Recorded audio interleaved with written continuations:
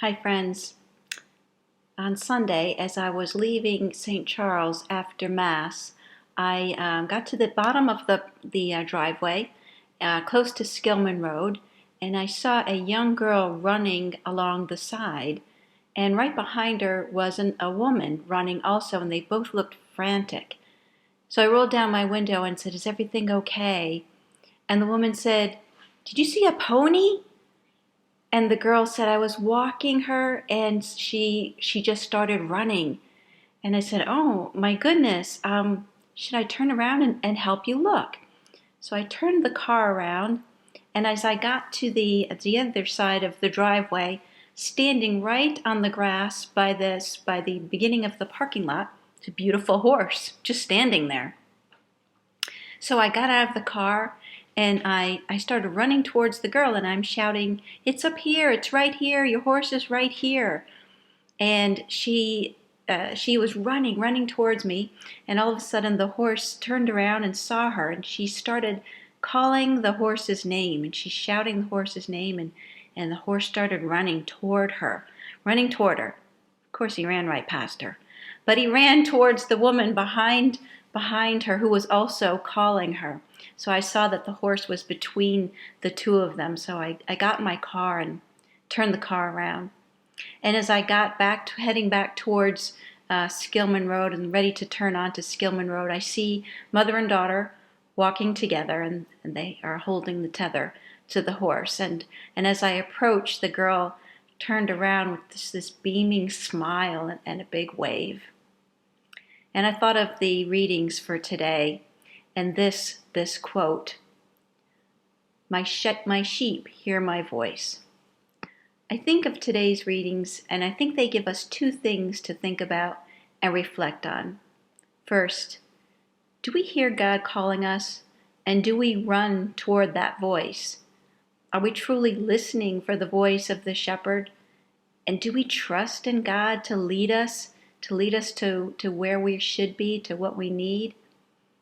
I've heard that shepherds would literally live with their sheep in the field in order to guard them and protect them and take care of them and make sure that they have what they need. The Good Shepherd, Jesus, is with us too, out in the field, in our jobs, in our homes, in our lives. He's calling us and protecting us and guiding us and leading us. The thing is, often sheep don't listen to the shepherds. They often roam. Frequently they roam. So do we. In order to trust the shepherd, we need a relationship. We need a relationship with Jesus and with each other.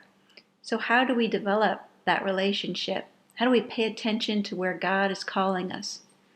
I believe it's through prayer and through our relationships with others.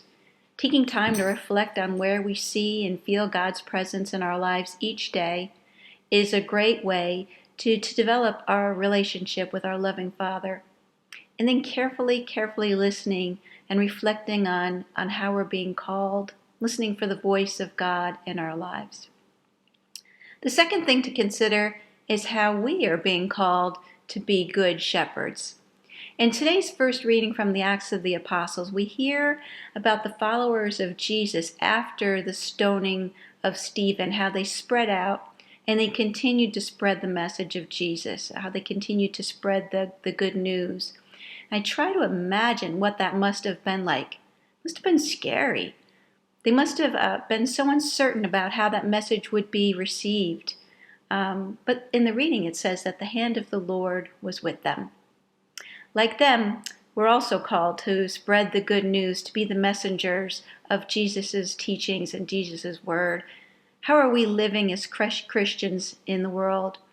Do we recognize the hand of God with us, hand of the Lord always around us and guiding us and leading us?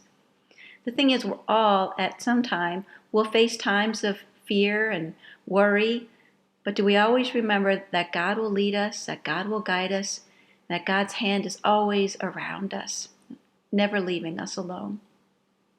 That's what I have for today. I hope that today you may hear the voice of the shepherd, and that it may comfort you and guide you, and that you may have the strength and the courage to be a good shepherd in your life.